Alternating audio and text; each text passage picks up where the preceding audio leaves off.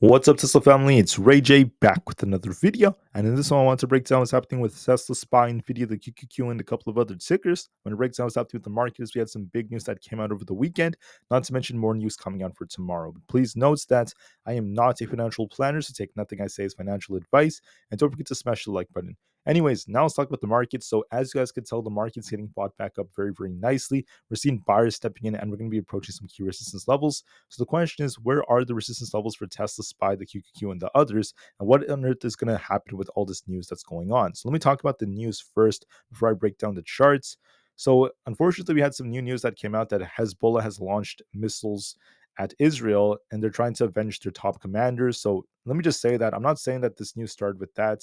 This news goes back hundreds of years, if not thousands of them, and it's very, very intense. But all I just want to focus on is just the right now. What's happening right now? The answer is Hezbollah has been launching rockets. Israel's launching rockets back in Lebanon and different places like that. And the situation is very tense on both sides. I'm trying to be unbiased when I say that. Both sides have so much tension right now. It's absolutely insane.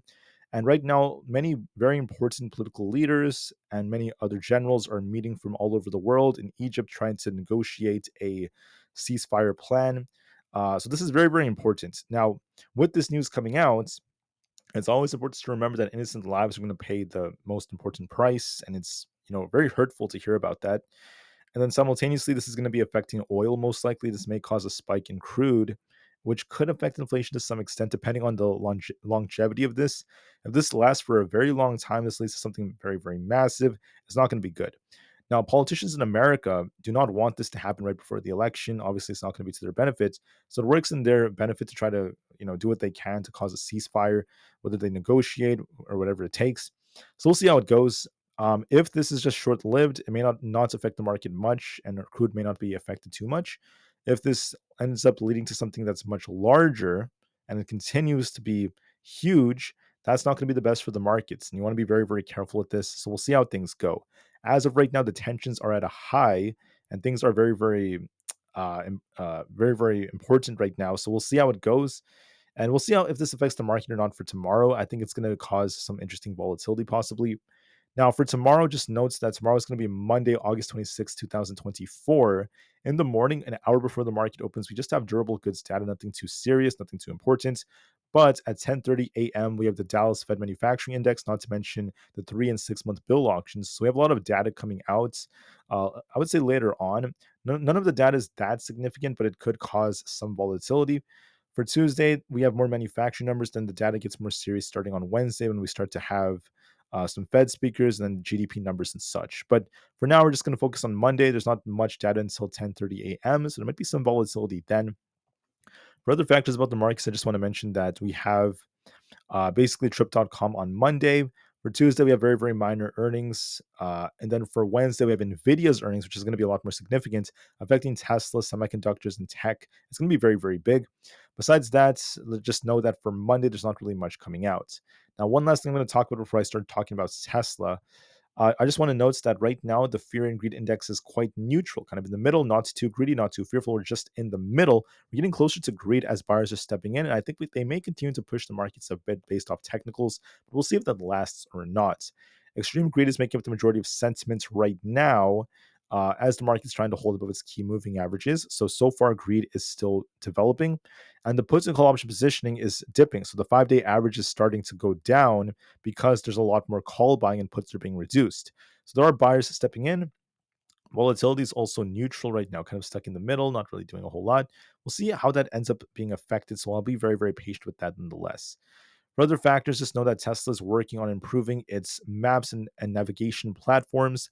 That's going to be very useful because this is going to help their employees and their users in a lot of different ways. They can actually construct their routes very differently, and this will allow them to see more displays with location and things like that. So it's very, very cool and nice improvements to navigation that have come out.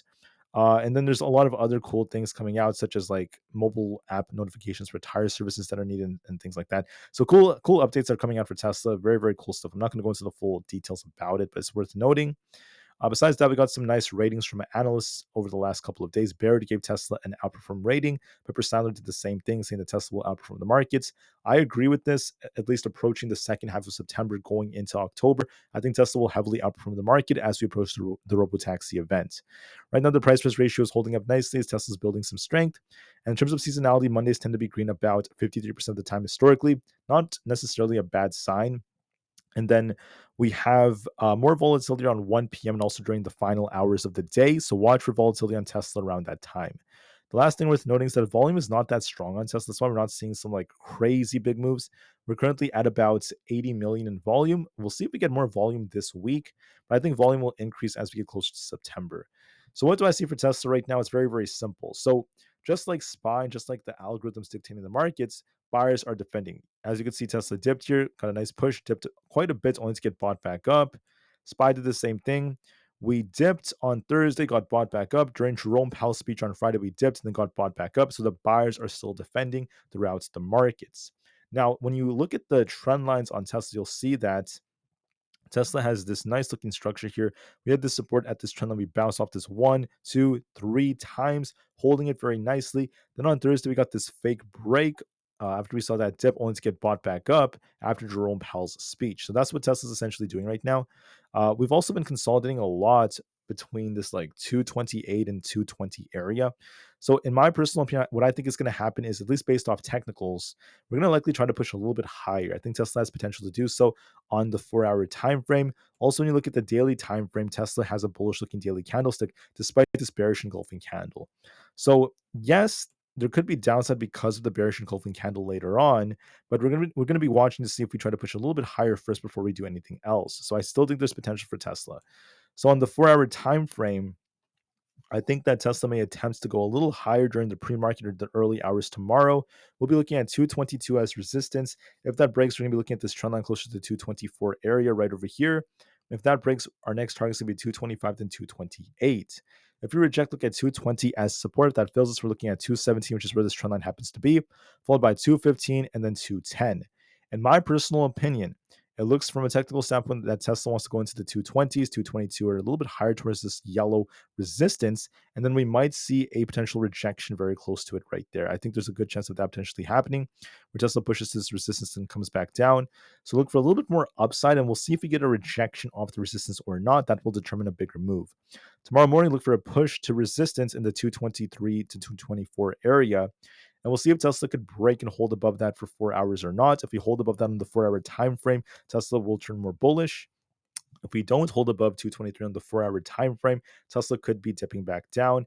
This whole news involving Israel is very, very intense right now. So we'll see if this affects the markets, especially as there could be some fear building because of it. So that might cause Tesla to possibly reject, especially at this resistance. So we'll see if they use that as a catalyst or not. But just know the most likely possibility is we push a little bit, and then we'll see if we get a rejection at resistance. But that's what I'm seeing, at least for the time being, for Tesla. Now with SPY, we're looking a little bit more bullish. Why? Like I said, Thursday we got this big rejection only to get bought back up. Then we got this dip with Jerome Powell's speech only to get bought back up. So we're looking more bullish overall. Now, it is possible we try to go higher, but just know that every time historically we had 563 to 565 SPY did reject. Right here. If you go in the past, we got a rejection off 563 to 565 1, 2, 3, 4 times. Then, as of recent, we rejected off 562 to 565 1, 2, 3 times. So we're really struggling at this resistance. It's going to be very, very tough. And we still have that bearish engulfing candle in the daily time frame that's still going to act as a tough resistance. So, in my personal opinion, what I think could happen is this. I think that SPY is going to attempt to get up to 563, if not 565, and we'll see if it rejects or not. It does look like it wants to push a little higher, but watch 563, if not 565. We may go a little bit higher, try to push for that resistance, and we'll see if we get a big rejection. If we get that rejection, look at 562 as support. If that fails us, look at 560, 558, then 556 as very strong support. If we lose 556, we turn even more bearish. There's going to be a big drop coming. Otherwise, we're still in a range. So for tomorrow, look for an attempt to go a little bit higher, and then the market's at risk of rejecting off this very, very tough resistance. If we somehow break past 556, I'd be looking for 556. Basically, the next level higher, just 1 point higher from every point higher above the all-time high, because resistance, is going to be tougher. So I think we may go a little bit higher, and then we'll be looking to see if we get a rejection. For the ES charts, we look a little bit more bullish at approaching 5650. If we break that, we're looking for 5680, and then we have 5700 above that. Now, our support's at 5650. If we reject it, we're going to be looking for 5620. I believe this is going to attempt to go a little bit higher, 5650, maybe even 5680. But then the news involving Israel and all these other factors, such as tough resistance, could slow things down. Every time ES was a little bit above 5,700 and around the like mid 5,600s in this range, we did reject. We rejected one, two, three, four times. So there's a good chance that this might go a little bit higher to the resistance zone and then possibly see that rejection. That's looking very favorable in my personal opinion. For Nvda, we have earnings coming up for Wednesday. I think there might be some buyers trying to defend it. We're going to be looking for 130 to 132. If we break that, we're going up to 135. If we reject off 132, we come back down to 126, if not 124.7. We are rejecting off the 130s so far. It's a very, very tough resistance. So we'll see how Nvidia reacts. But I suspect we're going to likely push tomorrow to the upwards direction towards the 130s, 130 to 132. And we'll see if we get a rejection or not. So I'll be watching that very, very carefully. Look for more upside, then we'll see what the reaction happens to be. So please be very, very patient nonetheless. But in my personal opinion, I think there might be a little bit more upside coming. Nvidia may attempt to push, and we'll see what the reaction happens to be. So watch for that very carefully. Will we reject off 132 or do we reject off 135? I think we push a little bit and we'll see how it ends up responding.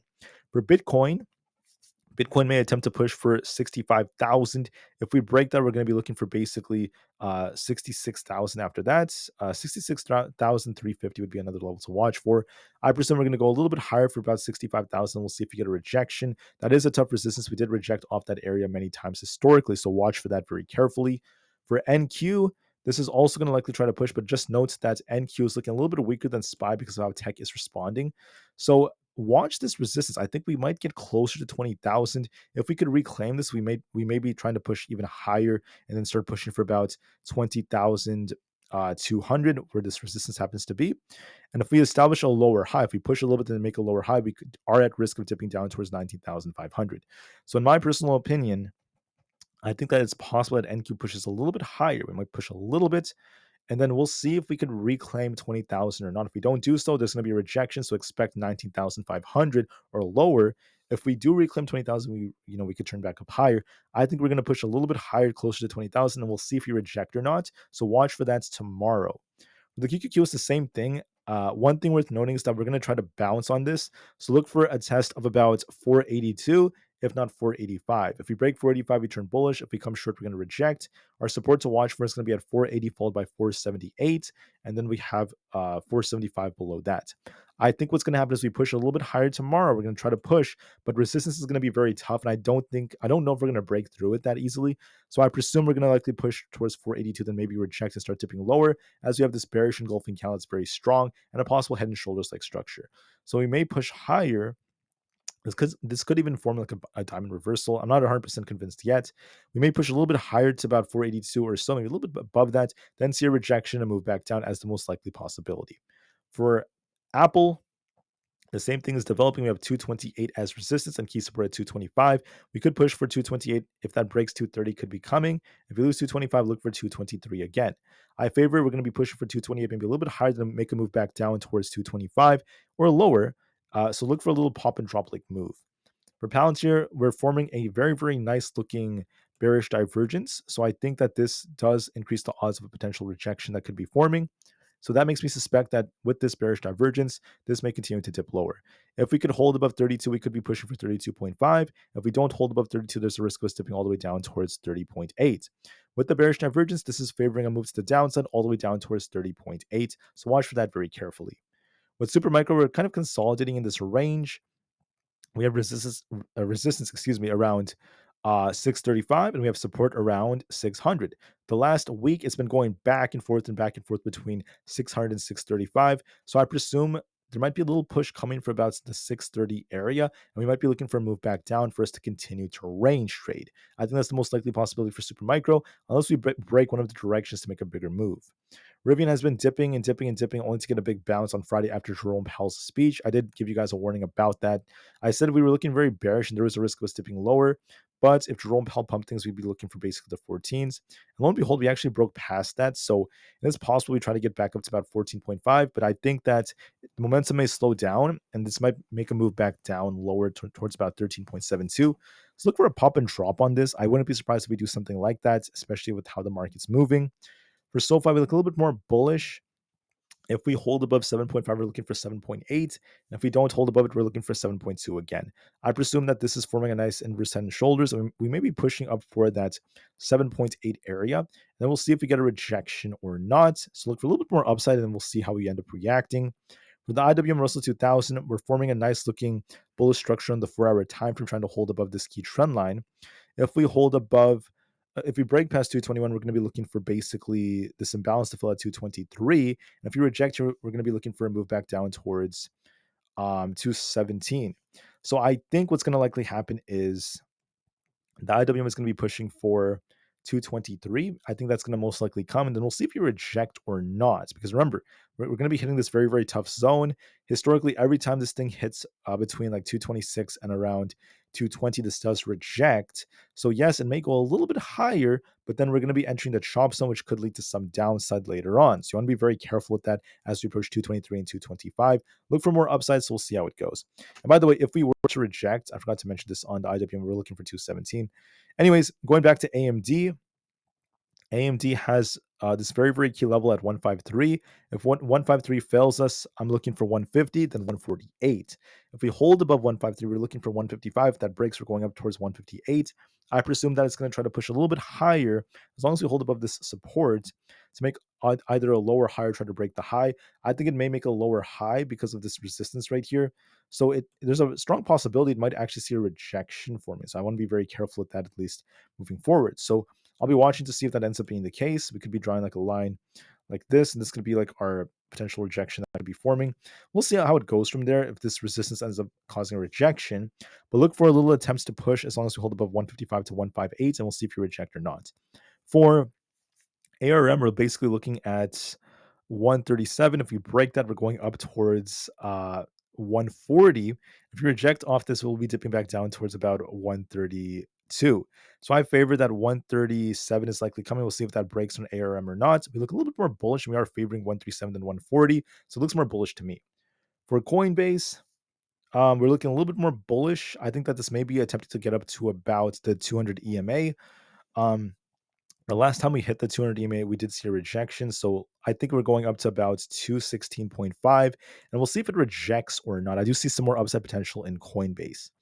For Amzn, we're just range bound on this thing. If we break 180, we're bullish. If we lose 175, we're bearish. It's been going back and forth and back and forth. This has a bearish engulfing candle, so this does kind of favor that we might pop and then drop lower. But look for 175 as confirmation. If we lose that, we're going down to at least 172 or lower. So look at 175 as key support. We have a nice looking structure right here as we're stuck in between, but there's going to be a risk of downside just looking at the way it's moving.